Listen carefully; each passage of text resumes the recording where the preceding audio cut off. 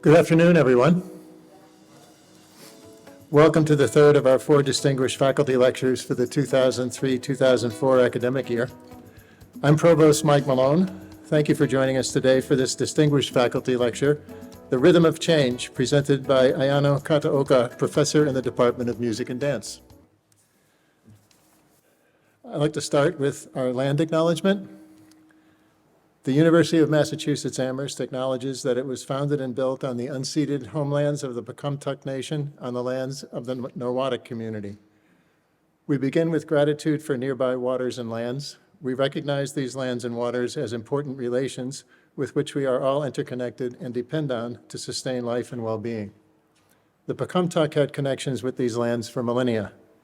Over 400 years of colonization, when Pecumtuck peoples were displaced, many joined their Algonquin relatives to the east, south, west, and north. That includes the Mashpee and Aquinnah Wampanoag, Nipmuc, Narragansett, Mohegan, Pequot, and Mohican communities, and Abenaki and other nations of the Wabanaki Confederacy. These native peoples still maintain connections and relationships of care for these lands today. We also acknowledge that the University of Massachusetts Amherst is a land-grant university. As part of the Morrill Land Grant, portions of land from 82 native nations west of the Mississippi were sold to provide the resources to found and build this university. As an active first step towards decolonization, we encourage you to learn more about the native nations whose homelands UMass Amherst now resides and the indigenous homelands on which you live and work. We also invite you to deepen your relationship to these living lands and waters. I'd like to take a moment now to explain how this event will proceed. After Professor Kataoka's presentation, there will be an opportunity for questions. Professor Kataoka will then be presented with the Chancellor's Medal, the campus's highest recognition. At the conclusion of today's event, we'll have a reception with a menu prepared by UMass Dining that will take place downstairs. A recording of this lecture will be posted on the Distinguished Faculty Lecture website in the coming days. It's now my pleasure and privilege to introduce Joy Bowman, Interim Dean of the College of Humanities and Fine Arts and Professor of History. Prior to being appointed Dean, Dean Bowman served as the HFA Senior Associate Dean for 2 years and Associate Dean for Research for 3 years. She was the chair of the History Department from 2010 through 2016 and has been active in the Five College African Studies Council, which she chaired for several years. Dean Bowman, would you please introduce our distinguished lecturer?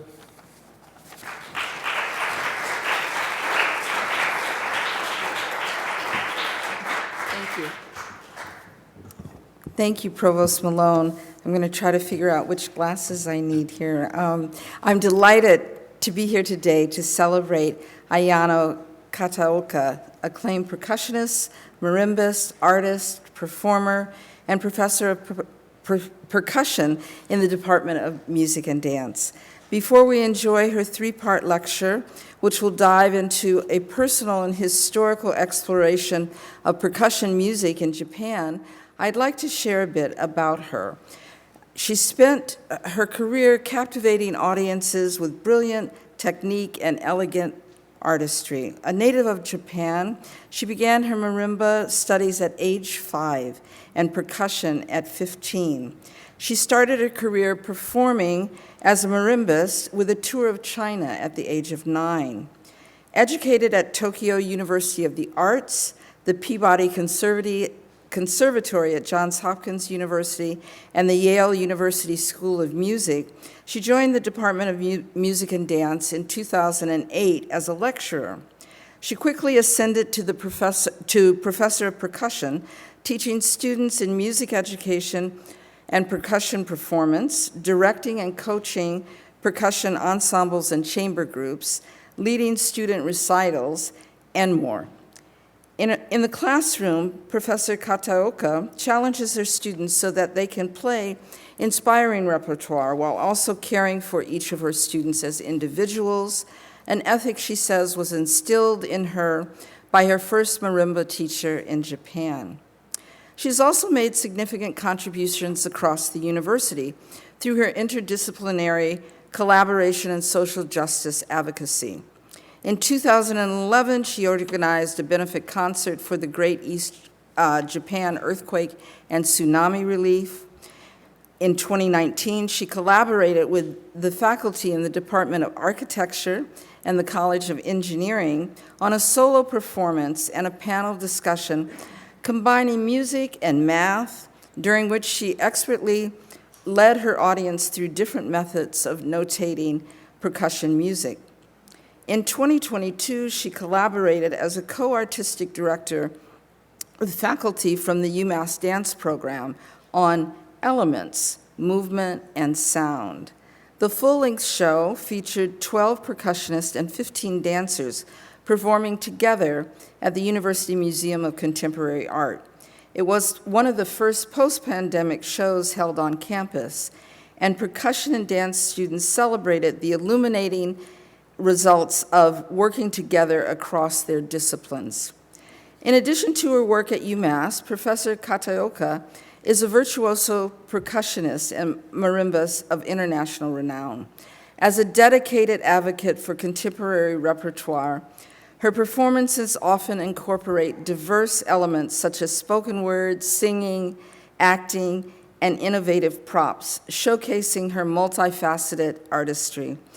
She has performed in the world's premiere of over 30 works, many written specifically for her. These performances have taken her to prestigious venues to play with the world's best musicians and composers, including the beloved Yo-Yo Ma. In 2006, she was selected as the inaugural percussionist for the Bowers Program, a showcase of young talent hosted by the most prestigious chamber music program in the country, the Chamber Music Society of Lincoln Center in New York. Since then, she's been on the Chamber Music's roster of annual performers, regularly appearing as a featured artist. Her talent was showcased by the Chamber's Artist Series in a retrospective look at her work, including stunning performances and interviews on her early life and influences. Since 2013, she has extensively toured in the US and Mexico as a percussionist for Cuatro Corridos, a chamber opera led by Mexican author Jorge Volpi and Grammy Award-winning soprano Susan Naracucci. Their performances address human trafficking across the U.S.-Mexico border, and the group earned a 2017 Latin Grammy nomination for its work. Media outlets such as the New York Times have praised her mastery of instruments, which we will hear today, her stunning ability to transfix audiences, and a performance style that has been called a dance, an invitation, balletic, and alluring. On behalf of the College of Humanities and Fine Arts, I'm proud to celebrate Professor Kataoka on this well-deserved recognition as the 2023-24 UMass Distinguished Lecturer.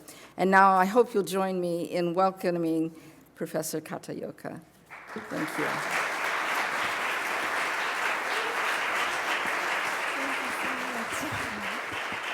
Dean Bowman, thank you so much for the lovely introduction.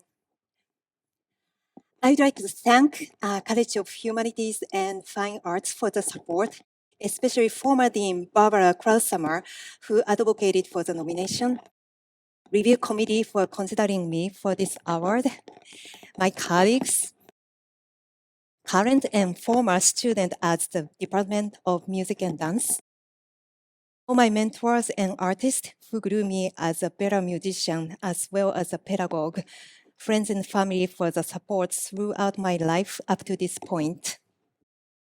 I am humbly honored to have an opportunity to introduce myself and my field in marimba and percussion, which has evolved significantly in the 20th century.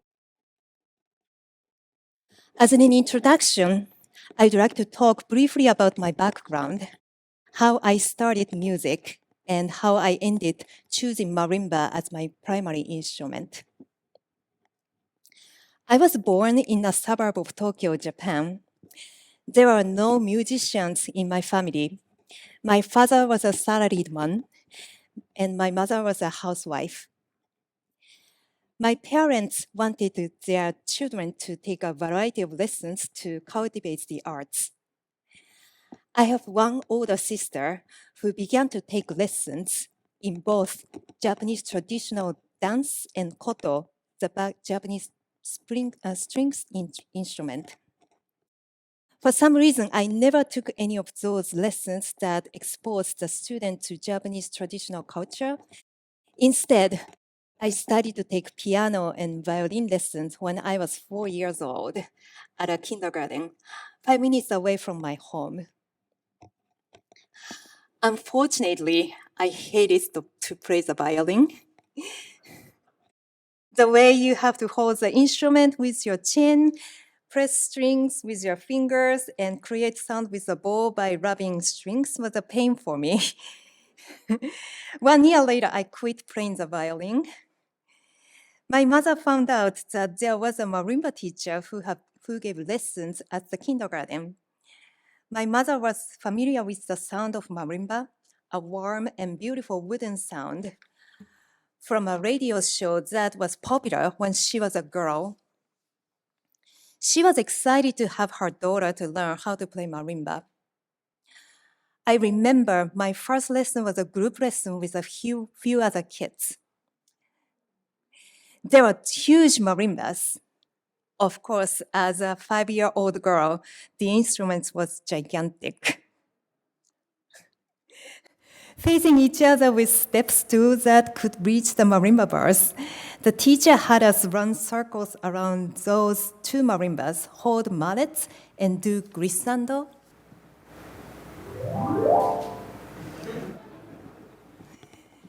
On the marimbas. I was immersed in the magical sound of marimba glissando. Striking the instruments was much more suitable for my character rather than pressing and rubbing strings with a bow.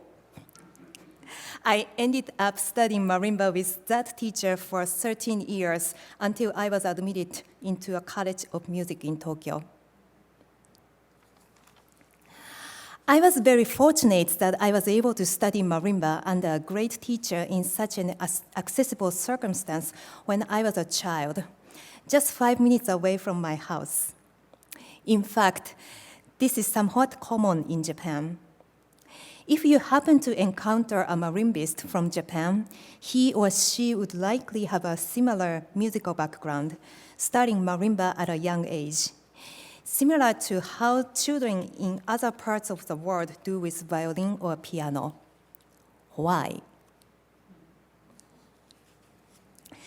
Before I go further in this topic, I would like to briefly explain about the marimba and xylophone. Can you tell the differences between the two? The xylophone sound is brighter and drier than the marimba, with narrower, thicker bars. The marimba has a rich wooden sound with thinner bars, tuned by shaping the underside of the keys like an arc. This is the marimba bar, as you see, shaped like this and very thin. And metal resonators underneath, amplifying particular harmonics.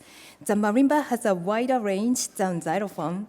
There are few ranges available, but the standard size has become 5 octaves. Each instrument has its own identity and development, and it became widely known to the general public in a unique way in Japan. Now I would like to introduce 2 Japanese musicians, Yoichi Hiraoka, who specialized in xylophone and was active both in the US and Japan in the 20th century, and Keiko Abe, who has pioneered in establishing marimba as a solo instrument since the 1960s. Yoichi Hiraoka was born in Kobe in 1907. He was trained to play baseball first in his childhood by his uncle, who was the founder of Japan's first baseball team. However, after discovering his physique was not well suited for baseball, he abandoned this dream. Similarly, after beginning to study piano in Tokyo, he discovered his hands were too small for a professional career. One day, Hiraoka went to a movie theater in Ginza and was fascinated by the xylophone in a band that accompanied silent films. Hiraoka recalls, "As soon as I heard it for the first time, I was drawn into it. It's really nice to watch, and it's fun to listen to. The xylophone player holds a hammer in each of his two hands and strikes it. With this, you can play even if your fingers are short."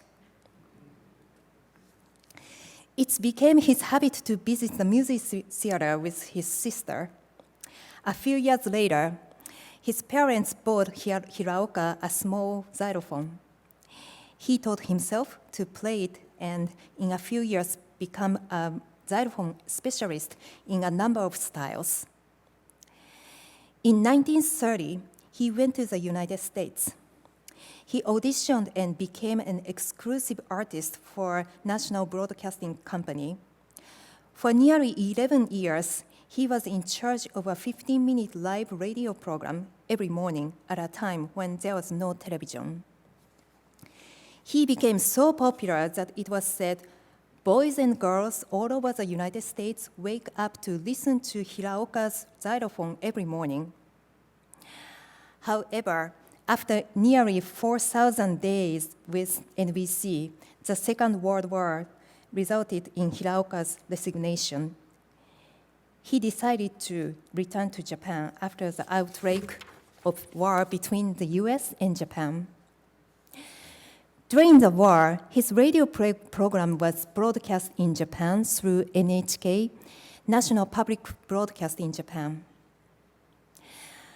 This is the radio that my mother became familiar with the sound of marimba, which was actually a xylophone.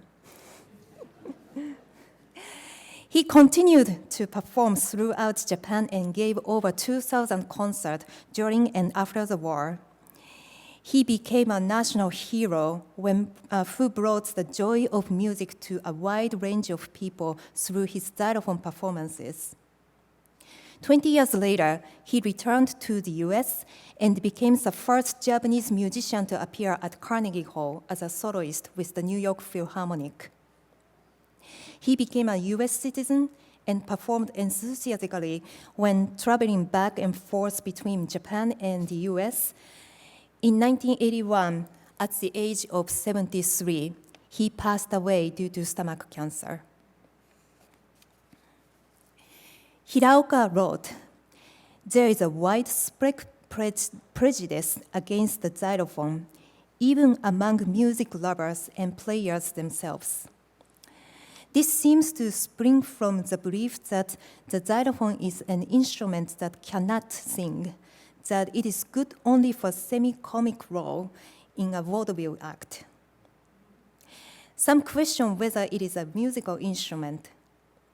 These ideas do this instrument as an injustice, one that will be indicated only when people realize the potentiality of the xylophone. But there were many paths for xylophone and marimba players in Japan. Keiko Abe forged a new future for the marimba as a solo instrument in the 20th century. Keiko Abe began playing xylophone while in elementary school in Tokyo. At age 13, Keiko won an NHK talent contest and began performing professionally on the live radio. She began working in the Nippon Columbia, NHK, and other recording studios. While in college, she founded Zibek Marimba Trio with two other colleagues, performing popular music, Latin music, arrangement of folk songs, and some of Abe's arrangements. As she began her professional career as a marimbist, she realized that marimba had only a few original works.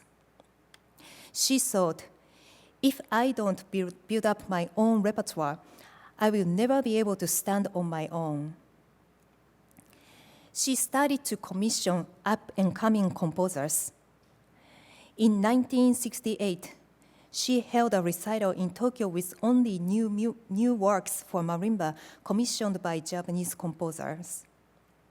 Both Keiko and her husband, the director of a record company, strongly believed that the marimba could be highly artistic and wanted to explore its potential.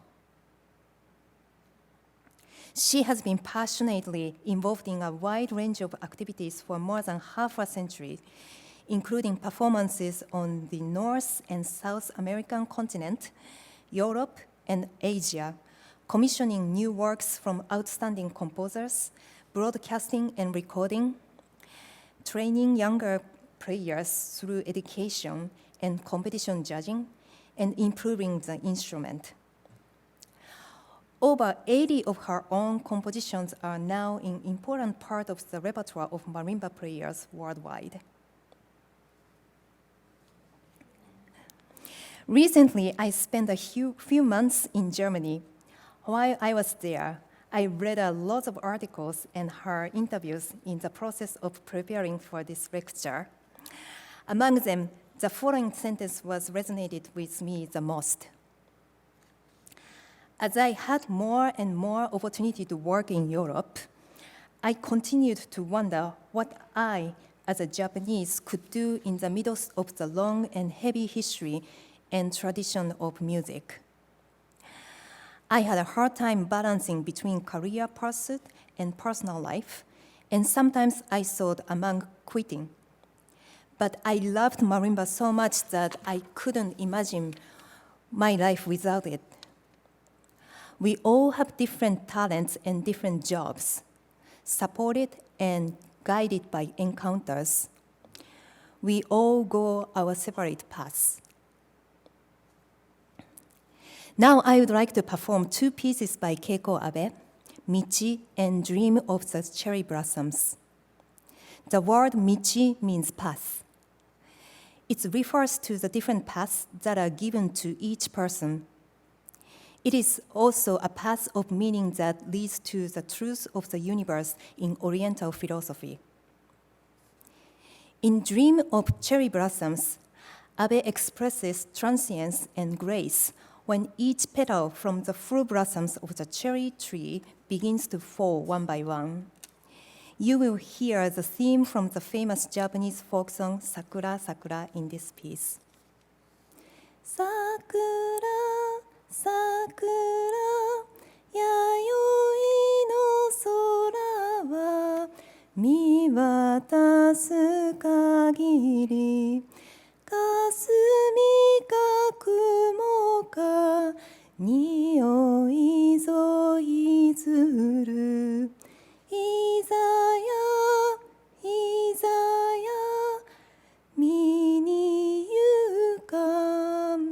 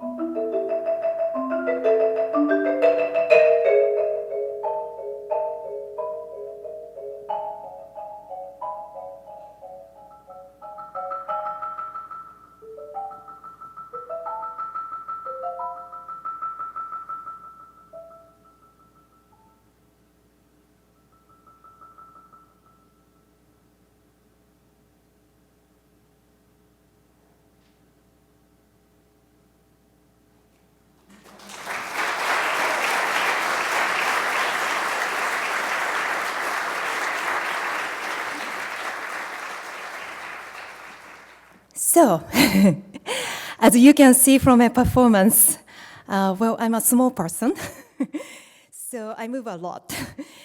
Anyhow, as a percussionist, we create sound by striking instrument with mallets or sticks. Playing with our hands or shaking, scraping, scratching, tapping, patting, and so on. All of these movements and gestural components are essential part of our performance. We own hundreds of mallets and sticks made from different materials. There are infinite possibility and choices to create different textures and timbre. Likewise, how you compact or how you strike an instrument determines how to produce sound. Whether a quick motion or slow motion, with tension or with grace, and with your emotion, each sound can be varied. Because percussion is such a broad instrument, it became a major expressive vehicle for 20th century composers looking for new sonic directions. One of the most adventurous these was John Cage. He has a lifelong association with modern dance, which started in 1930s, composing music for choreographies, organizing a percussion ensemble to tour in West Coast, experimenting with hitting various non-musical objects such as household items, metal seats, and so on. And finally, inventing a prepared piano, a piano which has had its sound altered by object placed on, beneath or between the strings, was innovative and influential to generations. The concept of the prepared piano was originally intended for a performance staged in a room too small to include a full percussion ensemble. Cage's living room music, written in 1940, could be one of the first theatrical works of the 20th century. In the piece, Cage instructs the performers to use any household objects or architectural elements as instruments and gives examples: magazines, cardboard, largish books, the floor, the wooden frame of a window, etc. In the second movement of the piece, the performers use only their voices. The music consists entirely of fragments of Gertrude Stein's short poem, The World is Round, spoken or sung. Cage is just one of many examples of composers who understood the expressive possibilities of physical movement in musical performance. Another one of those composers is Stuart Sanders Smith, whom I have closely worked with for almost 20 years. He was deeply inspired by John Cage's music and his philosophy in composition and lighting. Born in Portland, Maine, Stuart started studying composition and percussion at 6 years old and was active as a jazz drummer in his youth.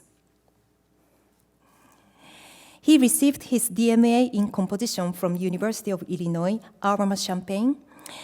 Stuart has composed over 150 works, and more than half of them were written for percussion instruments. He also experimented with graphic scores and unspecified instrumentation, which could include dancers, poets. Stuart music is extremely intricate in rhythm and melody. The style is often text-based or a form of musical mobiles with instrumental parts that freely interact, or transmedia systems for any kind of performing artist.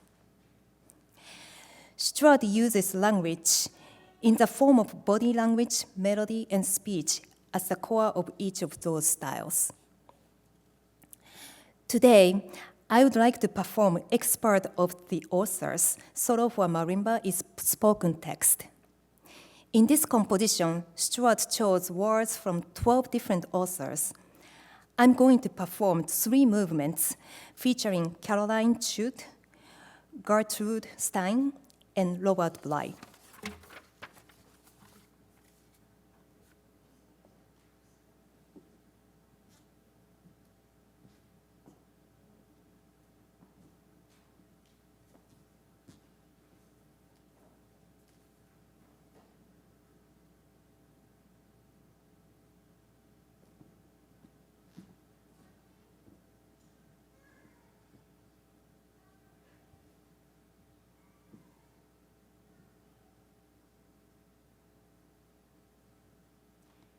Trees by Lloyd S. Burlington.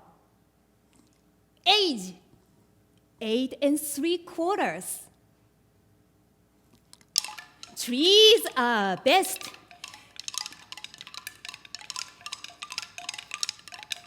Make you shady.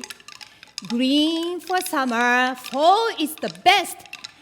Then they are like no clothes. See their arms in the sky, everything waving, only still you can tell a girl.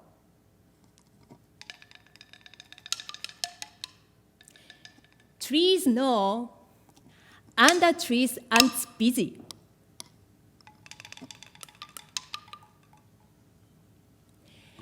Trees don't move, but they are busy.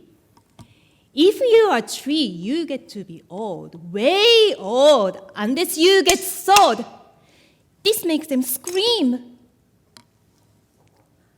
Ha ha, ha ha ha, ha ha,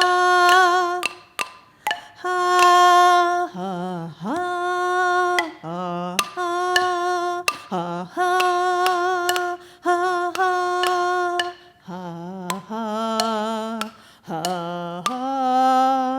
ha ha ha ha ha.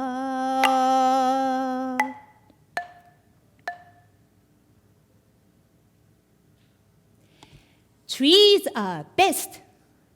Green is a good favorite color. What is yours?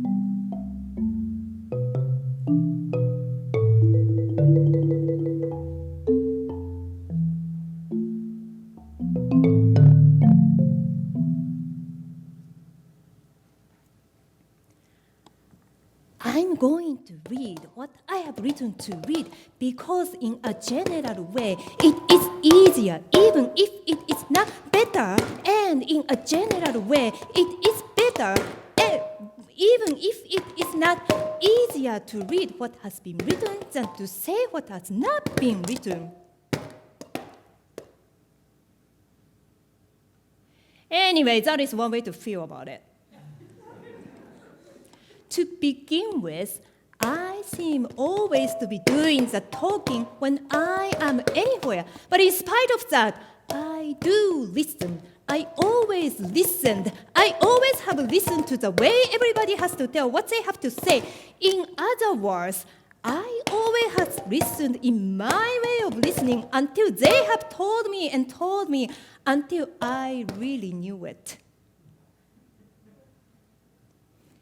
That is know what they are.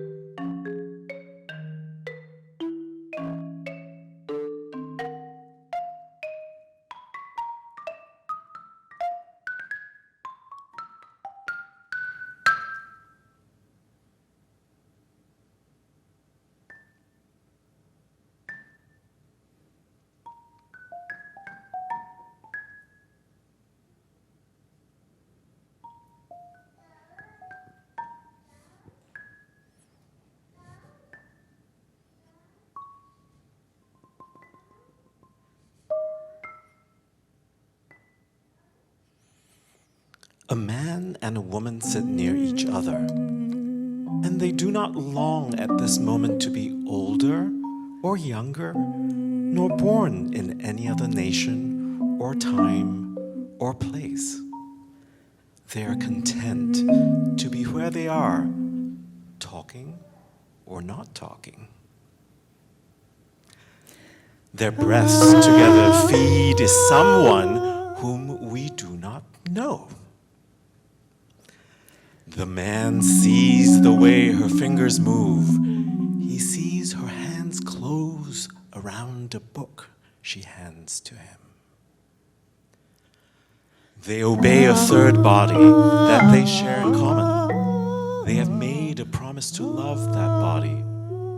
Age may come, parting may come, death will come. As they breathe, they feed someone we do not know, someone we know of, whom we have never seen.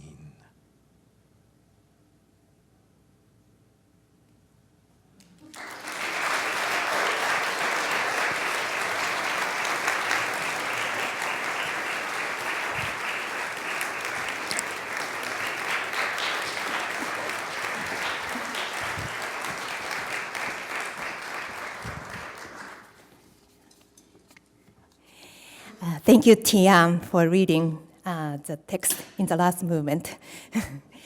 Special assistant was by Tian Huyn, orchestra director, associate professor of music at Mount Holyoke College. Thank you again.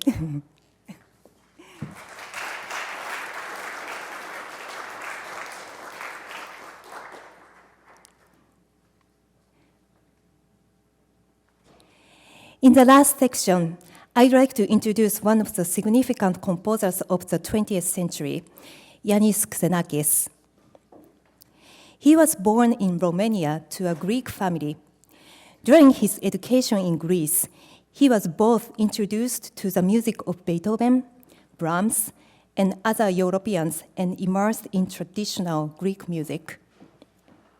In 1940, Xenakis was admitted to the National Technical University in Athens to study physics and mathematics. However, his studies were cut short by World War II. During the chaos, he participated in mass protests and demonstrations, and later became part of armed resistance against the movement to restore the socially conservative monarchy. One day, he was involved in street fighting against British tanks and was wounded and facially disfigured by shrapnel. Around 1947, the Greek government began arresting former members of the left-wing resistance. No longer welcome in Greece, Xenakis fled to Paris. Xenakis later recalled, "For years, I was tormented by guilt at having left the country for which I'd fought. I left my friends. Some were in prison. Others were dead. Some managed to escape. I felt I was in debt to them and that I had to repay that debt. And I felt I had a mission. I had to do something important to regain the right to live. It wasn't just a question of music. It was something much more significant." In Paris, Xenakis found work as an engineering assistant in Rue Corbusier, the renowned architectural studio. He quickly rose to performing important tasks and eventually to collaborating with Rue Corbusier on major projects. While working for Rue Corbusier, Xenakis kept studying harmony and counterpoint and composing.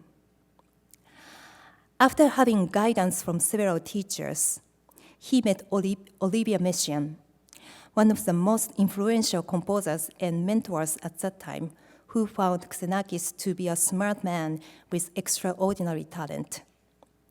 Messiaen encountered Xenakis to integrate concept of architecture and mathematics into his music.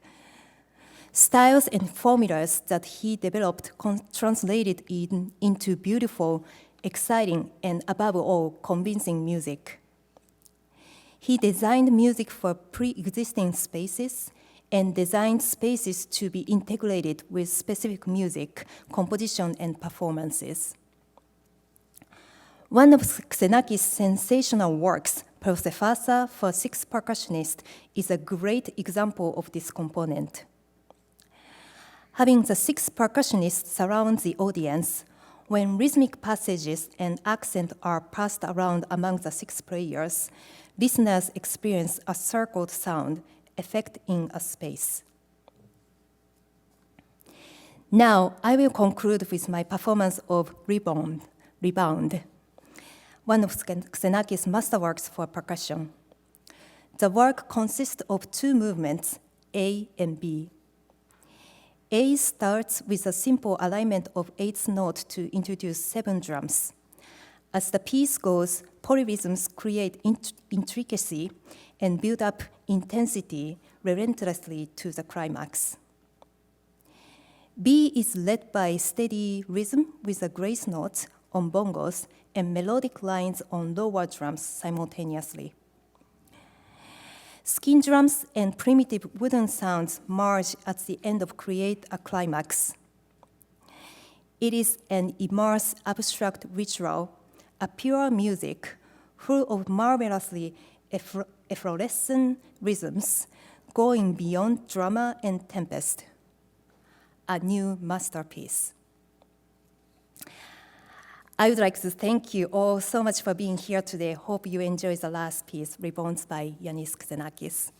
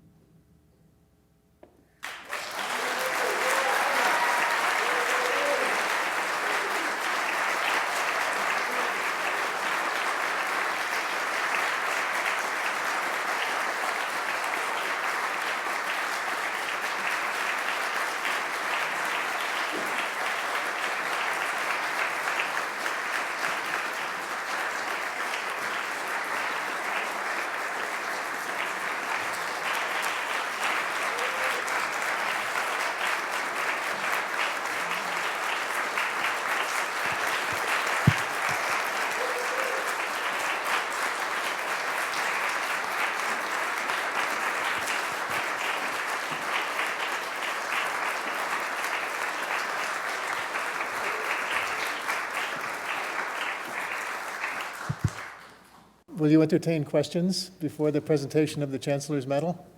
If you have a question, please raise your hand and someone will bring you a microphone so that everyone can hear.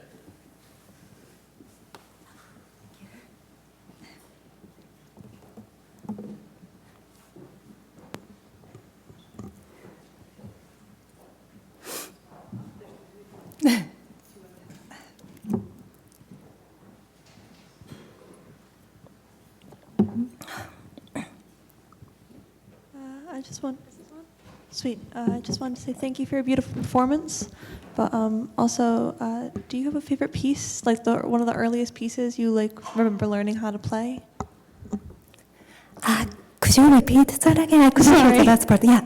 What was one of your favorite earliest pieces you learned how to play? Oh, for marimba? Yes. Or, let's see.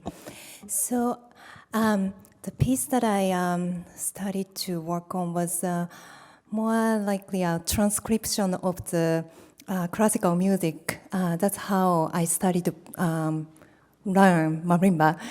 And when I started with 2 mallets, and then, now, like you saw, I grabbed 4 mallets to play, and then that's become standard.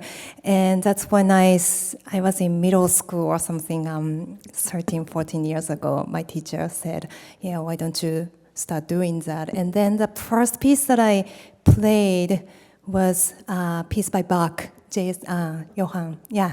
Bach, to play some violin sonata or partita, that kind of pieces, which we often do nowadays.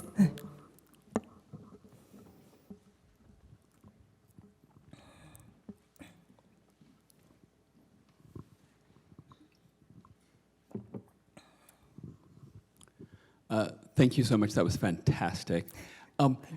If I might be permitted 2 questions. The first is about the marimba and the Japanese folk song.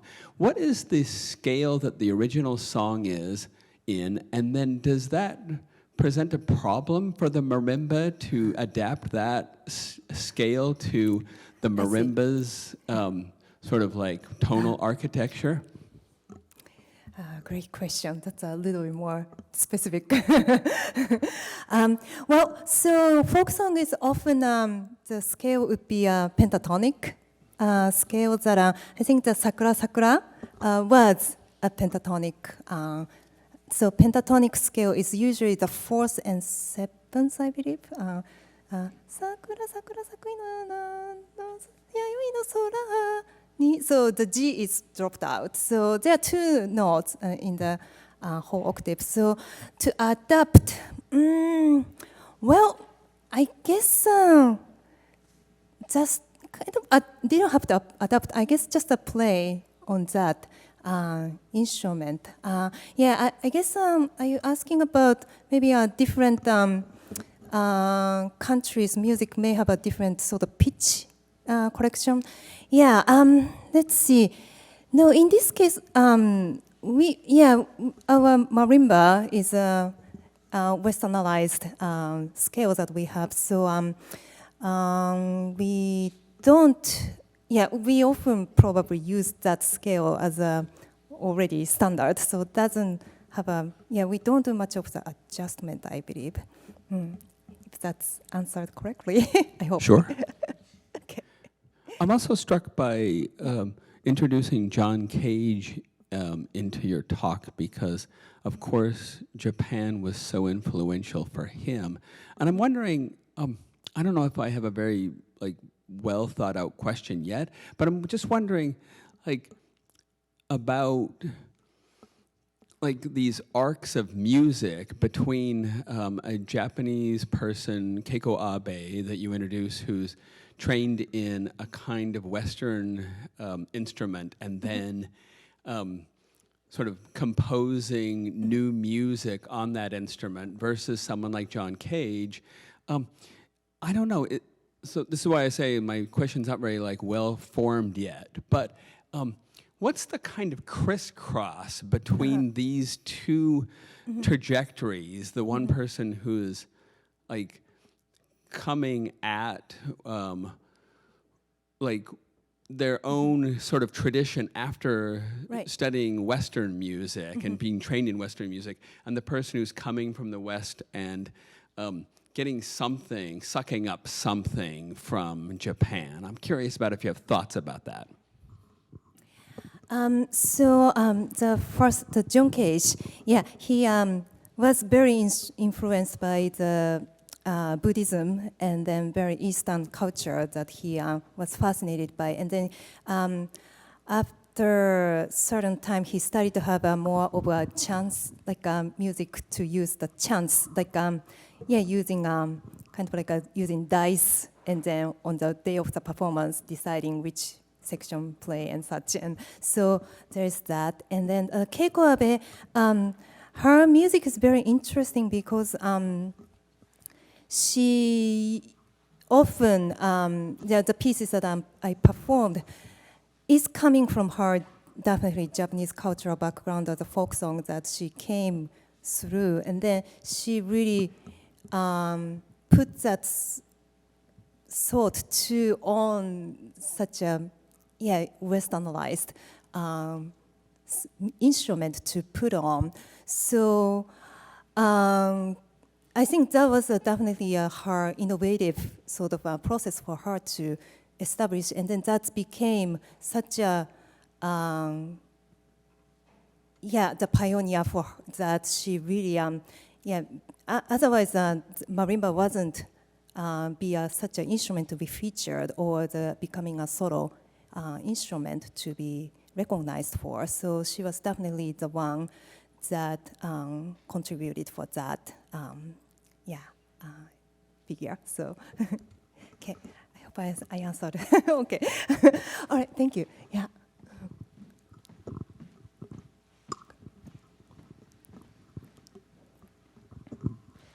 Hi, thank you so much. In this last piece, Yeah.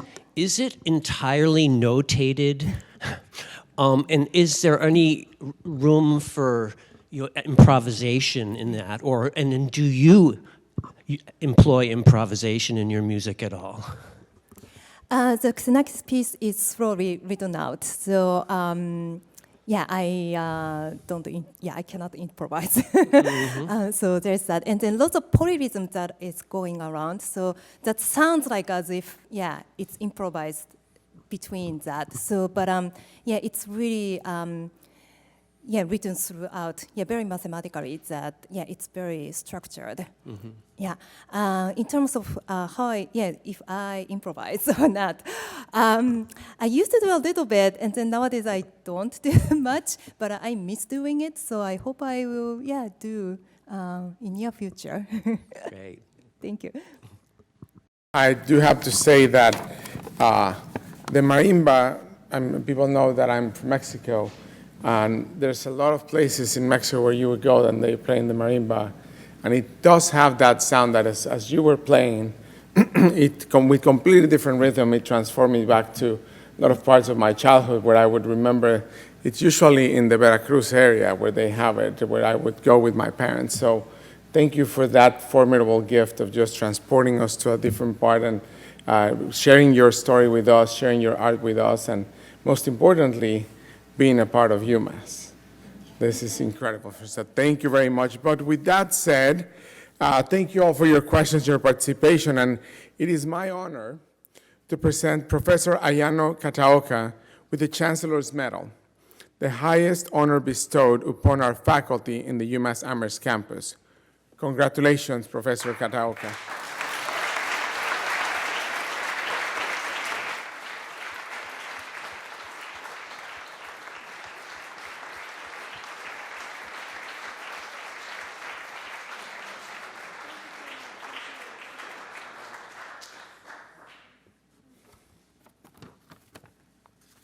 In the reception?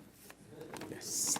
So I just want to remind everyone that there's a reception downstairs where we can enjoy really your company and continue the conversations here and continue to celebrate you. And again, thank you for being such an integral part of UMass. Thank you for sharing your art with us today.